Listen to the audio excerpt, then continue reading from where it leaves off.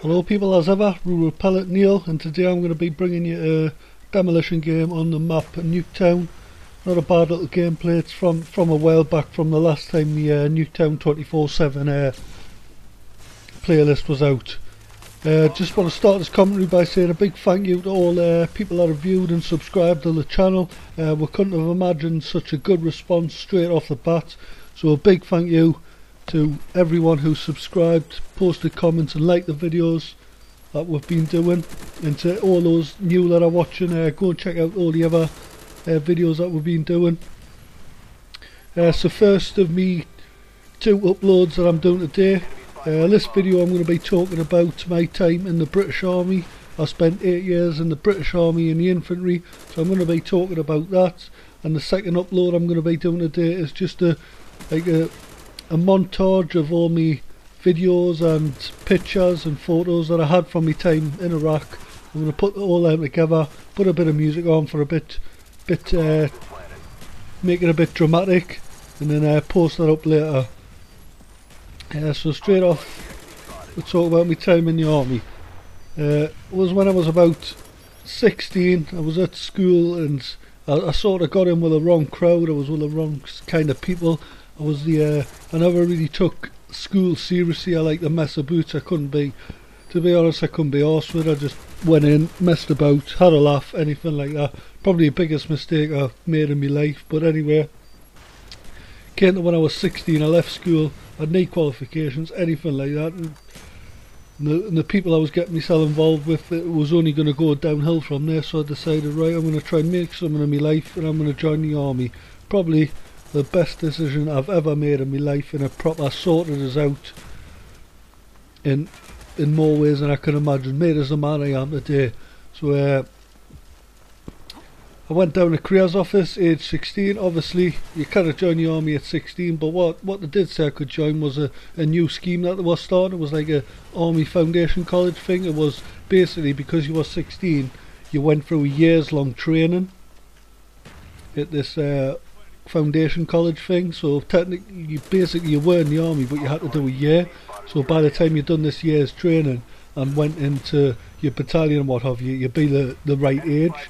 So that was a good time. Based in Harrogate, down in Yorkshire. It was basically just a load of 16-year-olds that were spending this years long training, just waiting until we came the right age so we could join the army proper. So I had a great time there. Made a lot of new friends, and it was an excellent time in my life. So I finished that when I turned 17, and by the time I had went through my phase 2 training at Capric, which was a specialised training, because I was joining the infantry, which is a frontline soldier. You had to go through specialist training just to get you up to speed and so you know what you're doing with your job. So I finished that, joined my battalion. Joined the 1st Battalion, the Royal Regiment of Fusiliers Infantry Battalion. They were based down in Peterborough, so I joined them when I was 17 and a half. First thing, turned up, I was there a few months, and we went and done a training exercise in Kenya, which was excellent. It was 6 weeks in Kenya, done loads of exercises, in the field exercises, and got a excuse me, and got a week off to go and do safari. So it was quite good, getting paid to do that. So that was my first real experience of being in the army proper. And then we moved to Germany, which I spent 6 years of my life living in Germany. The first couple of years in Germany was quite a quiet period. We weren't really doing much, to be quite honest. We're just doing day-to-day things and playing sports, football, what have you, all the time. And then of course the Iraq War, everything started to kick off there, and my battalion, my regiment, were called up to go in for the war fighting phase. So I do believe it was 2003 when we went to Iraq. We spent 2 weeks in the Kuwaiti desert, which was quite a bit boring, to tell you the truth. Loads of sandstorms. You had Saddam Hussein and his blokes launching loads of Scud missiles that were absolutely shocking. Like, they missed by about 5 miles each time. Had a load of American lads there. They're quite good lads actually. They do anything to swap you for the kind of things we had. They just went crazy for them for some reason. But anyway, once we were past the border, I spent I think it was about a month and a half, 2 months in the war fighting phase. I'm not going to go into too much detail because I don't really want to talk about some of the things that went on. I don't think it's appropriate or anything like that. So once I had finished if the war fighting phase in Iraq, it all turned into peacekeeping. So other regiments came over, took over us, and we went home. But straight off the bat, then I was 6 months later. After that, I was doing a tour of Kosovo, which was probably my best time ever in the army. It was what it was we were watching. We did specialist training for. And what our job over there was were to set up observation points, OPs, things like that, to watch people smugglers, drug dealers and things like that. So we spent 6 months doing that. We basically had the free roam of whatever we wanted to do, wherever we wanted to go. We got intelligence from the Kosovoan government. They would give us a target or what have you. We would go and set up observation. It was basically like a private eye would do. So they'll come to you, they'll give you a package on someone and say, right, he's suspected of drug dealing or people smuggling or whatever. It'll be your job to go out, surveil them, follow them, get intelligence on them and things like that. So I finished that. I then went back to Germany and spent the next year and a half just doing it everyday life as you would. And then I went into my second tour of Iraq, which was a peacekeeping tour, which was basically there just to provide security and just patrol the streets and just anything like that. If anything went wrong, then it would be up to us to respond to it and go out and sort it out. And so I finished that, and it was that time when I got back. I then did my first promotional course, which I passed and got promoted to Lance Corporal. And it was just after that, passing that, when I became a Lance Corporal, I thought to myself, my heart's not in it no more. I'm not really enjoying this army life. It's about time I moved on.